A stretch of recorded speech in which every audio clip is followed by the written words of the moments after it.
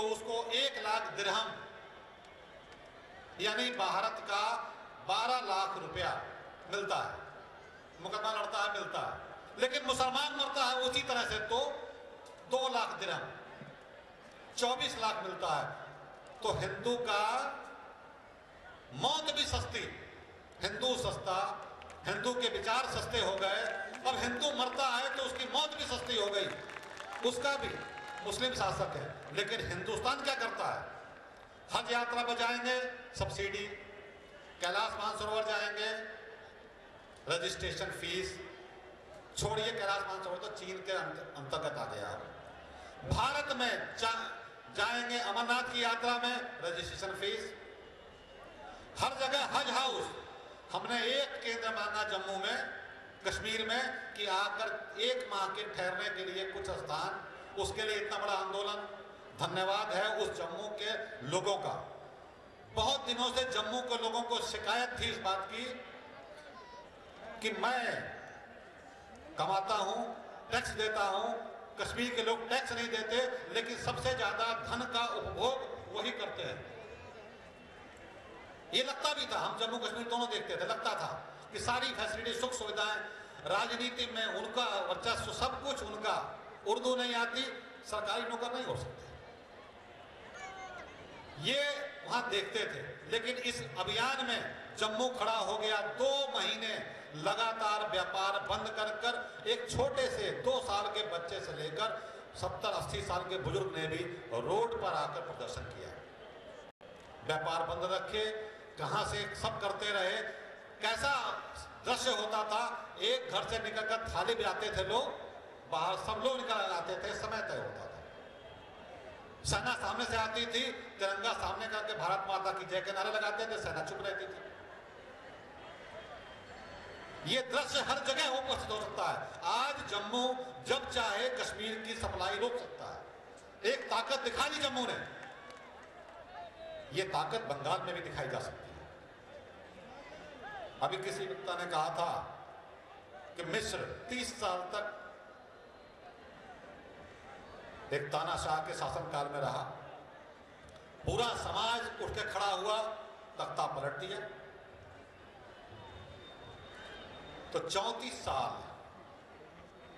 बंगाल को होगा।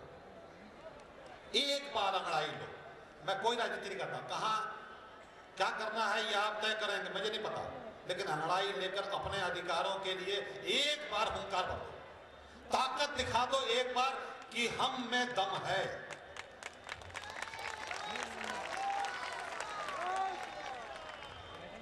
आपकी हुंकार, वो रूठते हैं, वो मनाते हैं।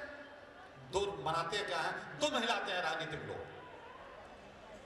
वो जब रूठे दुम हिला दिए खुश करने के चक्कर में, और एक से एक नेता बढ़ चढ़कर तुष्टीकरण के लिए लगा रहता है कि कैसे उनको प्रसन्न किया जाए। क्योंकि वोट बैंक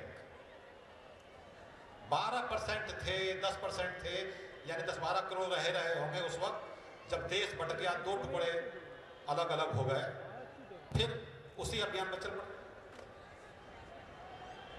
एक बार ऑपरेशन होता है किसी का, उस रोग से मुक्त हो जाता है। ये देश रोग मुक्त हो नहीं रहा क्योंकि पालते हैं हमको, आस्तीन में पालते हैं,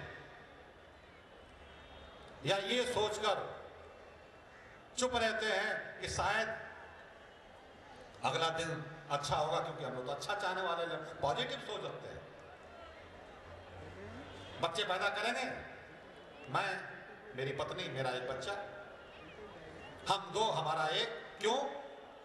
इसका भविष्य सुरक्षित होगा, अच्छी शिक्षा ग्रहण करेगा, अच्छी व्यवसाय में लगेगा, अच्छी नौकरी करेगा। बड़ा अच्छा लक्ष्य है, बड़ा छोटा सोचते हैं, बहुत नजदीक सोचते हैं। वो एक व्यक्ति 5 शादी, 4 शादी मान लें, यानी 5, तो उनका नारा है हम 5 हमारे 25। उनको मालूम है संख्या पर अच्छा नहीं होगी, इससे अपहरण करते हैं। फिर वही कोख हिंदू की, पैदा मुसलमान, इससे भी पूरे नहीं हो रहे हैं, जल्दी से संख्या बल नहीं बढ़ रहा, वोट बैंक नहीं बढ़ता, तो बांग्लादेश से आप बुला देंगे, आ जाओ, हमारे यहाँ तो पूरा चरागाह है, चलो, खुला पड़ा है, कहीं से घुसाओ, कहीं से घुसो, चलो यहां से घुसो, 1000-2000 रुपए देकर घुसो, कहीं तक चले जाओ, तुम्हें नौकरी मिल जाएगी तुरंत, क्योंकि यहाँ पर हम लोग अपने काम से भी उनको रखते हैं, घर में काम करेंगे, मजदूरी करेंगे, आज मजदूरी करेंगे, कल लूटमार करेंगे, स्थापित होंगे, सब कुछ आसान है। चरागा, खुला चरागा, कहीं से भी शरणार्थी आते हैं। अभी वो एक धन पकड़ा गया, राहत फतेह अली खान साहब, बड़े अच्छे सिंगर, कई बार हमारे टीवियों पर, चैनलों पर उनका वक्तव्य वो आता था, उनका कहना, पकड़े गए $1.25, $1.25 पकड़ा गया। किस लिए लाए थे भाई, किस लिए लेके जा रहे थे, कौन से काम में लगे हो, गाना गाते हो, सिंगर हो, खाली अगर यही करते तो इतना धन, यानी हिंदुस्तान का लगभग 60-70 लाख रुपया तुम लेकर आए और जा रहे हो, इतना धन किस काम के लिए, हर व्यक्ति इस्लाम के लिए, वो सरकार में बैठा हुआ हो तो, राजनीतिक हो तो, मजदूर हो तो। मुझे एक बड़ी घटना छोटी सी याद आती है, समय के लिए हम कह रहे हैं, लेकिन एक छोटी सी घटना सुनाकर मैं वो कहता हूँ। कुछ समय पहले चुनाव हुआ था, समय ज़्यादा हो गया है, उदाहरण वही है। ये कई बार आप लोगों के यहाँ भी वो गधे या खच्चर पर जो सामान ढोते हैं, वैसे लोग होते होंगे, हमारे यहाँ होते हैं। मैं एक बार सुबह 7 बजे से पहले कुछ बाहर आया तो खच्चर वाले बाहर जा रहे थे, चुनाव हुआ था बुश और क्लिंटन का। सुबह 6-7 बजे के करीब वो खच्चर वाले यानी गधे घोड़े वाले जो थे वो बात कर रहे थे, बड़ा अच्छा हुआ चुनाव में क्लिंटन जीत गया, बुश हार गया, क्योंकि बुश ने अफगानिस्तान में उसको किया था। मुझे बड़ा ताज्जुब हुआ कि रात को चुनाव होता है, क्योंकि जब यहाँ दिन है वहाँ रात है, रात में चुनाव हुआ, रात में परिणाम आए। आज सुबह ये खच्चर वाला जानता है कि अमेरिका के चुनाव में क्या हुआ। मुझे बड़ा जिज्ञासा हुई, मैंने पूछा उनसे रोक के कि भाई तुम्हें कैसे मालूम चला, तो पेपर तुमने पढ़ा नहीं होगा। वो कहता है कि साहब रात को 2 बजे तक हम BBC सुनते हैं, सुबह फजर की नमाज में मौलवी साहब ने बताया कंफर्म हो गया है, क्लिंटन जीत गया है। क्यों? कि उसने एक इस्लामिक देश पर युद्ध किया। मैं इसलिए कह रहा हूं ये बात कि एक हिंदुस्तान में खच्चर पर सामान ढोने वाला अनपढ़ व्यक्ति अमेरिका के चुनाव पर दृष्टि रख सकता है, डेनमार्क के कार्टून पर दृष्टि रख सकता है, लेकिन हिंदू अपने प्रांत में, अपने जिले में, अपने देश में, अपने पड़ोस में होने वाली किसी भी घटना से मुंह मोड़कर बैठता है, जानकारी नहीं रखता, जिज्ञासु नहीं है। मेरा आग्रह है तपन जी से, ऐसी जिज्ञासा तो भर ही दीजिएगा, जानने की इच्छा रहे आज क्या हुआ मेरे देश में, मेरे जिले में, मेरे मोहल्ले में, कहीं तो जानिए।